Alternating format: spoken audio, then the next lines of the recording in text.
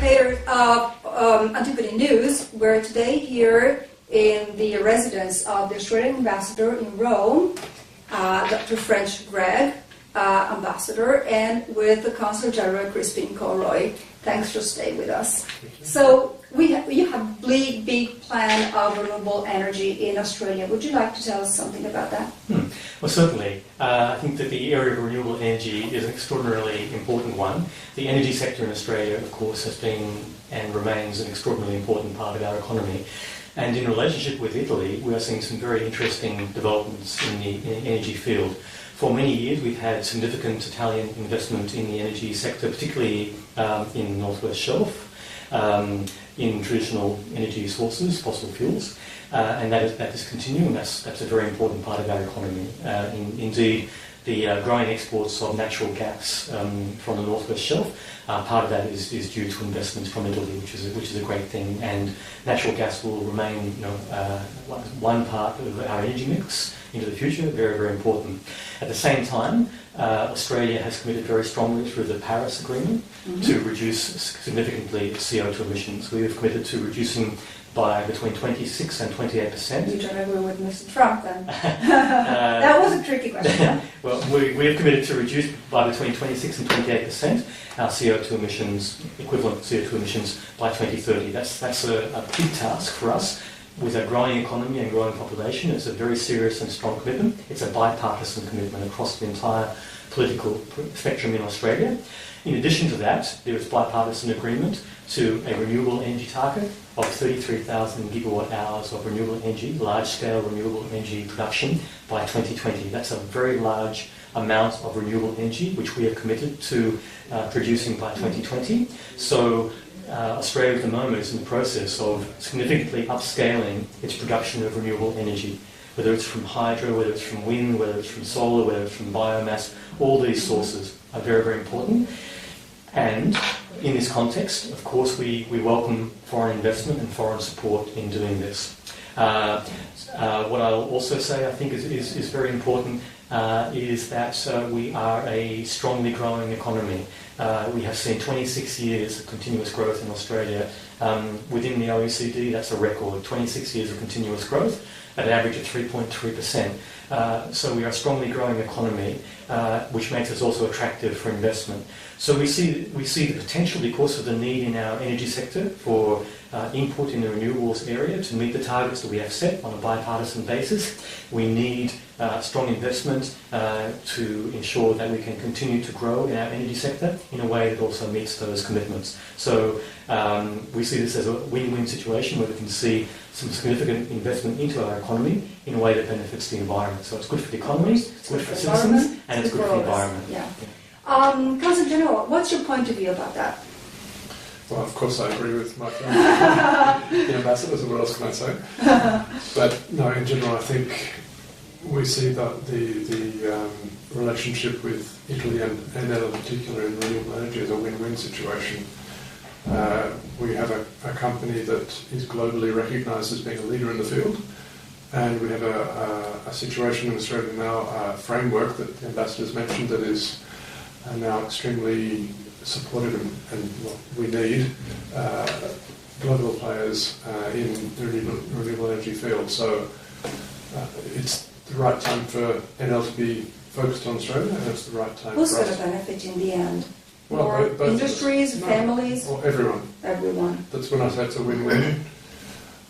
We've now decided, as the ambassador said, that we want to go along this path, and we're looking for the right sort of partners. And we've now found ENEL.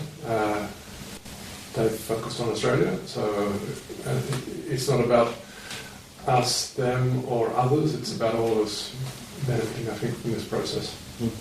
I think, yes, on that, I think it's a classic example of a positive sum game. It's not a zero sum game here. That we can all move forward and be better off through this kind of activity. So we're going to see some significant investments. This will generate new jobs in Australia in this important energy sector. Bearing in mind that companies like ENEL, it's not just about building new solar panel arrays or wind farms. or whatever. It's also about the networks, about enhancing the capacity of our networks to be able to deal with the fluctuations in power production that occurs with renewable energy. It's also about storage solutions. We'll need more storage. The Prime Minister recently announced, of course, the new Snowy Mountain scheme to add a significant amount of pumped hydro capacity into our system as a part of the storage solution going forward with electricity supply. And innovation as well, looking at new ways of doing things in the energy sector and beyond.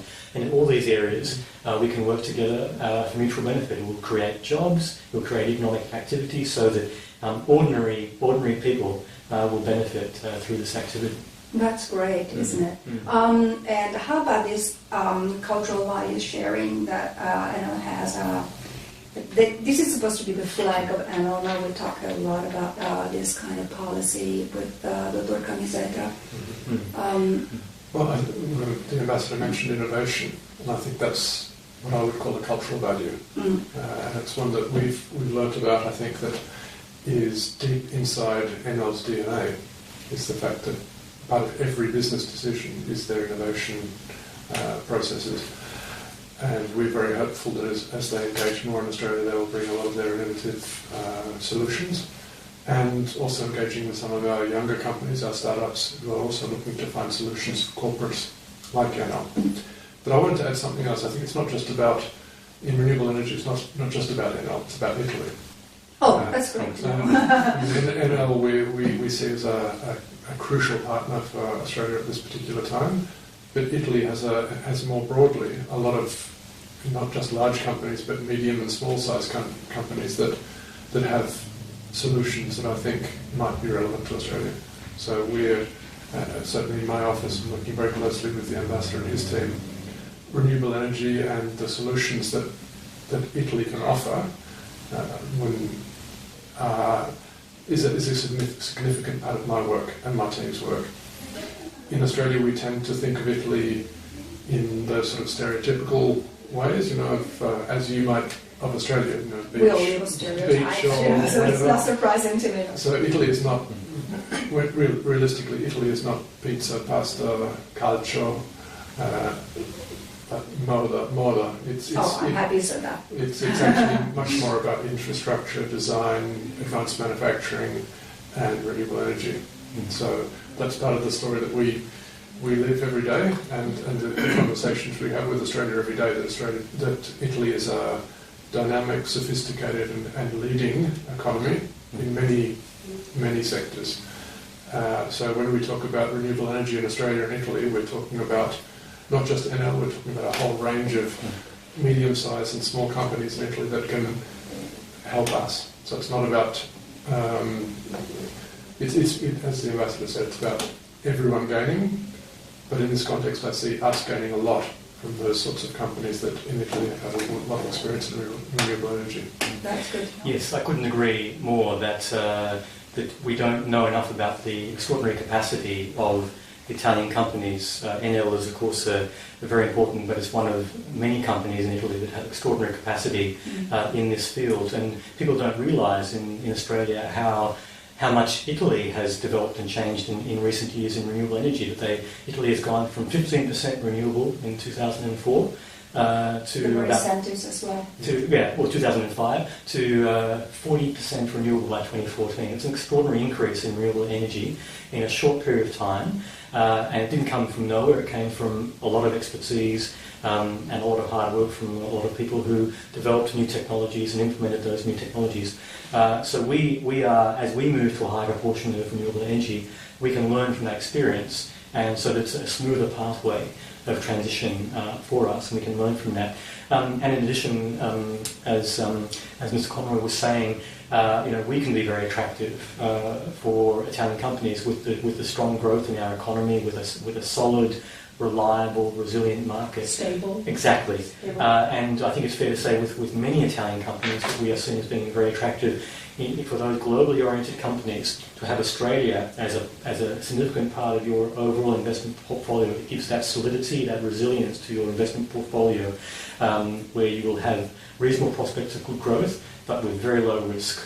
And also we are an extremely pleasant place to live. We have, according to The Economist, 3 of the 10 most livable cities in the world are in Australia. That's amazing. And we have very great quality of life. And that's also very attractive, particularly when you're looking at setting up headquarters in our part of the world, in the Asia Pacific. There's no better place to set up your headquarters in Australia. We've got fantastically qualified workforce, we've got a great quality of life, we've got excellent telecommunications and links with the other major economies in the same time zone. So it could be a great story from that point of view as well. Let's go along this path. Absolutely. Hope it leads us some very nice place, like stronger relationship between the two countries, and more tourists maybe in both ways. So it's a win-win situation. Yeah. So do you plan any incentives for green power energy? There are all sorts of incentives at various levels of government in Australia for renewable energy. I won't go into all the details here, and I don't have all the details in my mind, but yes, there is a range of incentives that have been offered at various levels of government in Australia for many years, and we have seen a rapid increase in renewable energy. The fact that when we take photovoltaic and solar thermal rooftop production of energy in Australia, hot water and electricity, we have about 2 million roofs in Australia that have got some form of solar power. In a population of 24 million people, that's already a huge uptake, and so that's quite significant. And what the fascinating thing moving forward is we see, of course, rapid reductions in the costs of production of energy through renewable technology, and so we no longer see such a need for subsidies as in the past. But what we do promise, and there Austrade plays a great role, is that we can accompany new actors into the Australian market and provide them with information and help them to find the contacts, the potential partners, and provide them what they need to be able to succeed in the sectors that they're working in. Thanks so much for staying with us. Thank you. Grazie mille, grande piacere. Grazie mille, grande piacere. Are we going to say goodbye to the spectators of Antipodi News? From the ambassador? Bye everyone. So General? Arrivederci. Arrivederci.